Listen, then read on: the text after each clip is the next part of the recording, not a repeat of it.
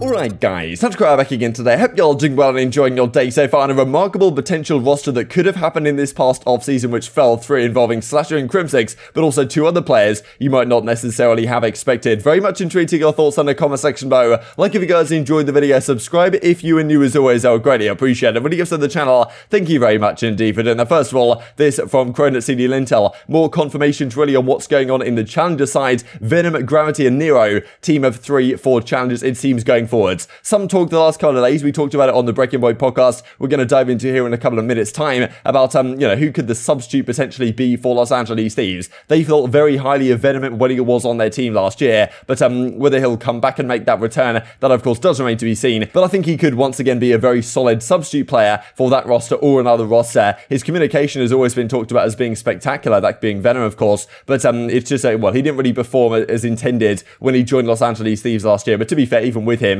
they did form a pretty good roster for a time before Who came into the team and things kind of went haywire in the middle of that season. This also from Money Mo Mohawk, when he tweets this out. Which someone told me living in Canada restricts you from certain franchises. That would have been good to know. Now, is interesting, right? Because only a couple of franchises left really to determine their team. One of them, I guess, being the Washington spot. One of them maybe being the Paris spot. It would kind of make sense if, like, Paris were considering could they get, like, Mohawk or something in from the Canadian Challenger side, but realised, okay, we don't want to pay for that or whatever it takes. So any barriers to entry, like, we're just going to completely avoid. We're not going to pay a cent more than we have to if we're Paris Legion. But yes, this could potentially mean that Mohawk was in discussions. Clearly that fell through. And as you can see right here, it comes out from Saint, myself, Sparks Prelude. I'm pretty sure there's a tweet right here. Myself, Sparks Prelude to Mohawk will be a team of 4 heading into Challengers 2022. Thanks for the support, guys. Pretty remarkable already. This team of 4 won the Challengers Championship for $100,000. And yet none of these guys, maybe Mohawk was considered. I'm honestly surprised that Saints didn't get considered for one of these squads. I'd have thought if I was Paris, certainly, like, definitely give him a go now, because I think, like, Paris were interested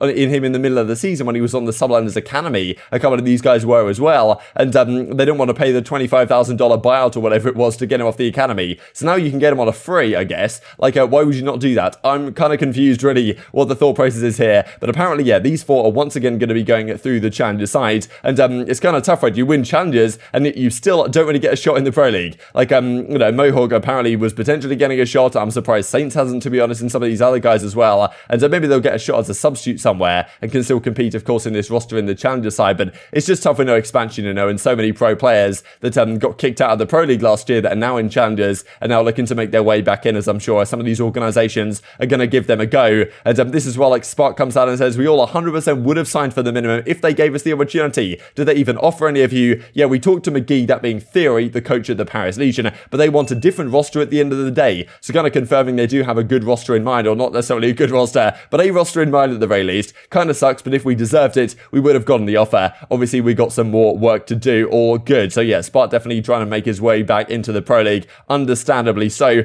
This also from Slacked, I can't wait for Call of Duty Vanguard. Possibly Slacked has got something going as well behind the scenes in terms of what roster he's going to form in the Challenger side or elsewhere, who really knows. Or he's just going to move fully into the content stuff, as a lot of these players have done the last couple of seasons. Wanted to mention this also from Hitch, the final off-season tournament. Black Ops 2 is happening, well, on the 30th of October. $15,000, 8 teams. This is going to be an absolute banger. Who do you want to see playing this? Nothing confirmed as of yet. I'm hoping we get, like, I don't know, I would love to see, like, Scump, Merc, Big Timer, Nade Shot, or like throwing JCap Rambo, something like that. I don't know, one of the like OG Optic squads, put them back together. That'd be a lot of fun. But also like plenty of other teams you could get Complexity back together. We've seen a lot of replies of this, for example. This I wanted to mention first of all though, from Hitch, is we talked about the Advanced Warfare throwback tourney, like why it got tweeted then deleted. Apparently none of the pros even wanted to play, which is a surprise to me, because so many of the pros talk really highly of Advanced Warfare, but then Hitch gives them the opportunity to play a throwback show match, and they're like, actually, no, I'm not interested. But I don't know, I thought that would have been a lot of fun to watch. Unfortunately, we didn't get to see it. The Black Ops 3 one was great. I thought the Advanced Warfare one could be good, but I'm sure we're going to get plenty of teams in this one, to be honest, this $15,000 one. And we get this as well from Nameless, right? Got to defend our title. Pretty sure last season or the season before, whatever the time the last Black Ops 2 throwback tourney was played, it was Nameless, Ricky, John, and Slack that won the entire thing.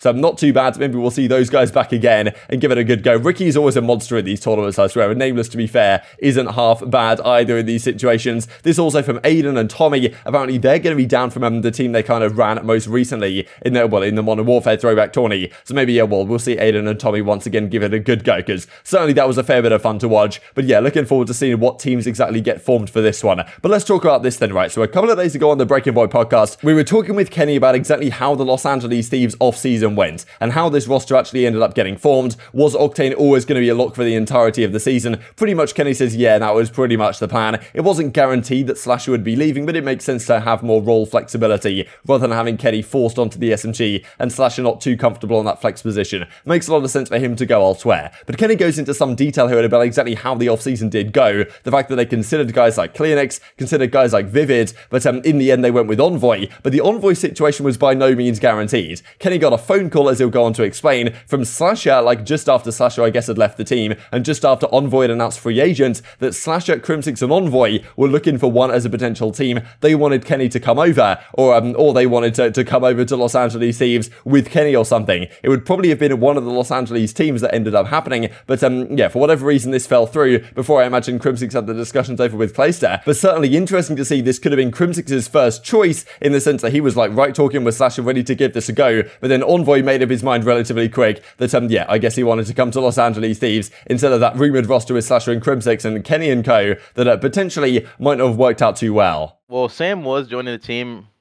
like anyways. It wasn't 100% in place of Austin. There was talks to move me back to a sub and have it be me, Austin, Draza, and Sam. But with it being 44, and I don't think Austin's really okay with running a flex, and we know for sure Sam can't run the flex. So it was just kind of like, it was just like a weird thing where we didn't want to go into the game and have this struggle of roles. Like, I feel like with our teams, with me and Austin, our teams, like the past 2 or 3 years, we've had that role crisis in the beginning of the game, which kind of set you back a lot. So then it just became, who do I want to play with, me, like Sam or Austin?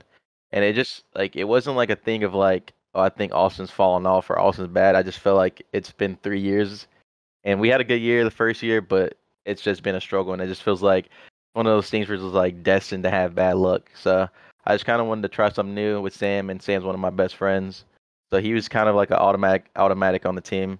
We looked into Cleanix, just because I feel like the whole league heard that Cleanix hasn't signed yet. It wasn't that he was leaving.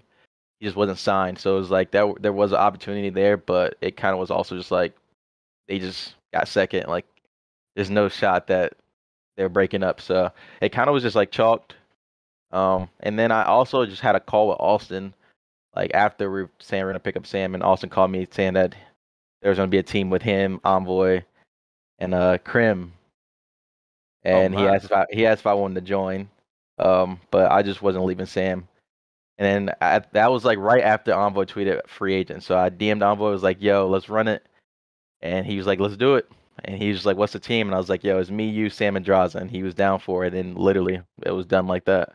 We're also talking to Reese Vivid too. But at the same time, the team just decided that Envoy was the best fit for our team.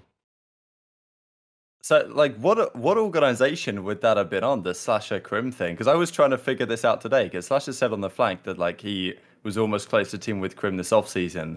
And I was like, what org would that even been on? It would have been LAG, I think. Or they would have just tried to come to LAT with me.